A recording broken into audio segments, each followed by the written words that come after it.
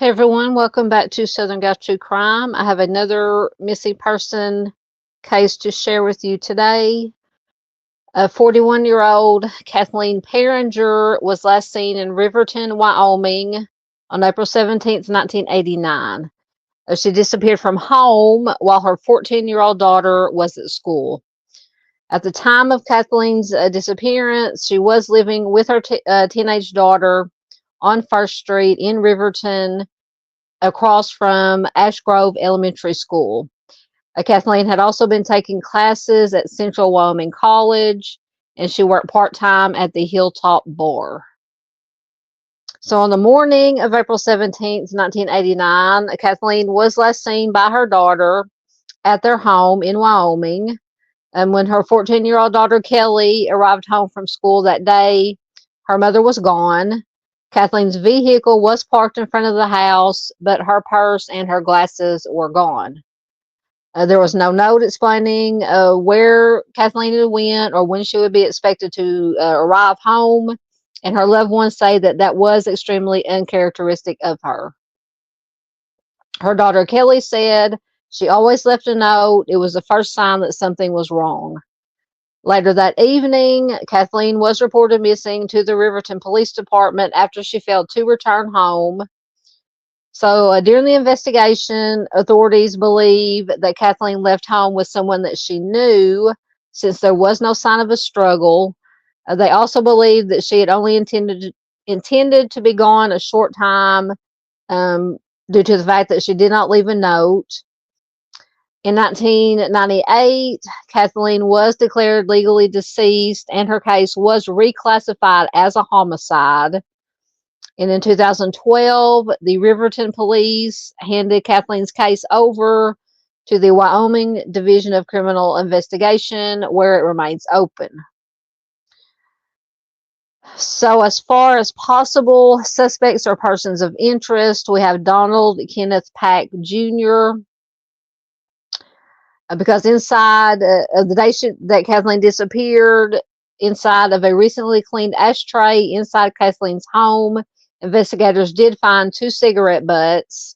One was the brand that Kathleen smoked, and the other is believed to be from Donald Pack Jr., a man that she was familiar with. According to a diary found after Kathleen's disappearance, Kathleen had been dating Pack, who was a friend of her ex-boyfriend. And according to her daughter Kelly, he had been coming over to visit her mom with the excuse of buying her computer. On the afternoon of her disappearance, Pack stopped by the house looking for Kathleen, saying that he had been over there that morning and she wasn't home then either. And he asked if he could come inside to use the telephone. Kelly hesitantly let him in. She watched as he dialed a number and then quickly hung up without leaving a message. It is, to my knowledge, unknown who he was calling. Kelly told the Cowboy State Daily that she does not know if the Riverton police ever interviewed Pack at the time of her mother's disappearance. So Pack had been paroled in October of 1984 after serving a 12-year sentence for aggravated SA and kidnapping. Pack's parole was revoked about a year after Kathleen went missing due to a weapons charge. In 2018, he was sentenced to 8 to 12 years in prison after authorities were able to tie him to 2 unsolved SAs via DNA evidence. So Pack did admit to these 2 SAs, but he has maintained his innocence in Kathleen's case. Authorities believe that he was the serial SAer who terrorized the Jackson, Wyoming area in the 1970s. And a little bit later, we'll get into a little bit more information about Mr. Pack. Pack has never officially been named a suspect in Kathleen's case, though he does remain a person of interest. The location of Kathleen, as well as the circumstances surrounding her disappearance, remains unknown. Her case is classified as endangered missing, and it does remain unsolved, although investigators I do believe that Kathleen was the victim of a homicide. So in 2024, Kathleen's daughter Kelly, on the anniversary of the day that Kelly went missing, or that Kathleen went missing, her daughter Kelly says it was just an anniversary that she would prefer to forget. It's a day that has altered her life permanently. Kelly was only 14 years old when she returned home from school with a couple of friends on April 17th, 1985, to find her mother missing. At that time, they lived together in a one-story white house with black trim just across the street from Ash Grove Elementary School on First Street in Riverton. Once again, Kathleen was attending classes at Central Wyoming College, and she worked part-time at the Hilltop Bar. Though it wasn't unheard of for Kelly not to be home after school, she had always left a note informing Kelly of her whereabouts and her expected time of return. But that afternoon, there was no note, as I said earlier. Kelly said she always left a note. It was the first sign that something was wrong. Nothing else seemed to be amiss in the house, however, nor were there any discernible signs of a struggle. The only thing that stood out to Kelly was the relatively empty ashtray on the coffee table. So normally, apparently, this ashtray was overflowing with her mother's cigarette butts. But that morning, it was completely cleaned and empty except for 2 cigarette butts. So Kelly recognized one as her mother's brand, while the other she identified as belonging to her mom's new friend, Donald Pack. And she based this on the way that he always squished the filter down to a tiny nub when he put his cigarettes out. So once again, Pack had recently started coming around to visit her mother under the guise of buying Kathleen's computer. So Kelly says immediately she did not like Pack, and in fact, she found him to be very unsettling. Mr. Pack was friends with Kathleen's ex-boyfriend, who he had met while incarcerated at the Wyoming Honor Farm. And Pack began spending more time with Kathleen after they ended things.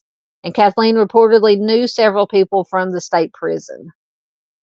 The afternoon Kathleen disappeared, Pack stopped by looking for her when Kelly and her friends were at the house. Kelly explained that her mother wasn't home. Pack asked if he could come in and use the phone. Once again, as I said earlier, Kelly reluctantly let him in and watched while he quickly dialed the number. Then he hung up without leaving a message, and then he left after using the phone. So I find it very odd. I mean, what was the purpose of asking him to use the phone, dialing a number, not even saying anything or leaving a message? To me, that is a very red flaggy, obviously.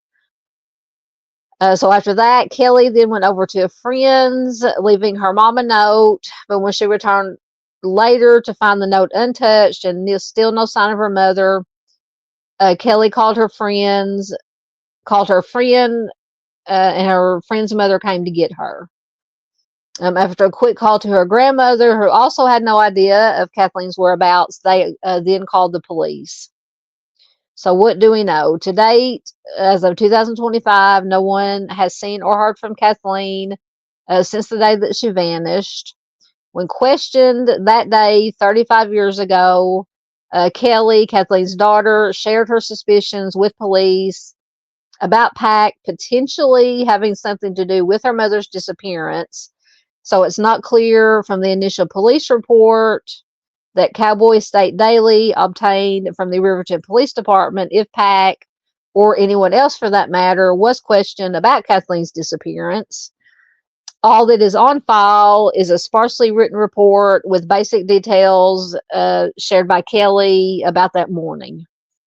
So the case was handed over by Riverton Police to the Wyoming Division of Investigation in 2012. And this is according to Ryan Cox, who is DCI commander, who also oversees the cold case unit.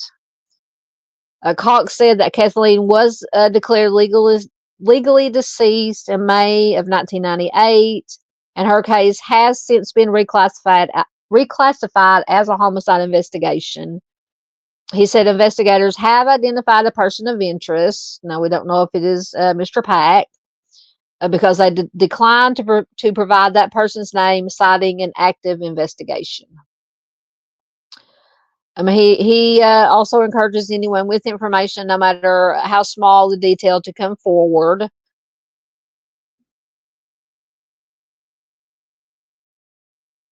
So a little bit more about this Pack fellow. Though not formally named a person of interest, it appears that Pack is nonetheless on DCI's radar in conjunction with Kathleen's disappearance. Pack had been arrested in 1975. He spent 15 years in prison for essaying a young server on her way home late one night. But it is thought to have he is thought to have terrorized many more women during this period, according to a Buckrell report. In 2018, a DCI agent asked to look through the evidence locker at the Jackson Police Department in conjunction with his inquiry into Pack's potential involvement in Kathleen's disappearance. During this search, the agent found a pair of panties with semen stains, which were tested and traced back to Pack as well. He was then charged and found guilty of 2 more essays dating back to the mid-70s, and he served an additional 55 months in prison for those crimes. He has since been released and is living in Cheyenne, where he will be on parole through January of 2027. So the picture on the side in the top right hand corner is Pack. Kelly, Kathleen's daughter, had driven to Jackson and sat beside the 2 victims during Pack's trial, where he reportedly confessed to the essays, and he apologized to the victims, saying he committed them for the thrill, but he denied having anything to do with Kathleen's disappearance. So once again, Kathleen Hazel Pehringer has been missing since April 17th, 1989 from Riverton, Wyoming. She's a white female. She was 41 years old at the time she went missing. She will be 77 years old as of 2025. At the time she went missing, she was 5 foot to 5 foot 2 inches tall, 110 to 130 pounds, with light brown hair and brown eyes. Her nickname is Kathy. Her ears are pierced, one time on each side. She wore eyeglasses and she smoked cigarettes. So if you have any information regarding the disappearance of Kathleen, her possible whereabouts, what may have happened to her to that day, did you see anything? Have you heard anybody say anything? Please contact the Riverton Police Department at 307-856-4891 or the Wyoming Divisional of Criminal Investigation at 307-777-7181. Guys, you can help bring more awareness to Kathleen's disappearance by giving the video a like, leave a comment below, but the most important thing you can do is share this video anywhere and everywhere you can, so that Kathleen's name, her face, her story stays out there and she is never forgotten. If you would like to learn more about the missing and unsolved cold cases, please consider subscribing. As always, thanks for watching, and I will see you next time.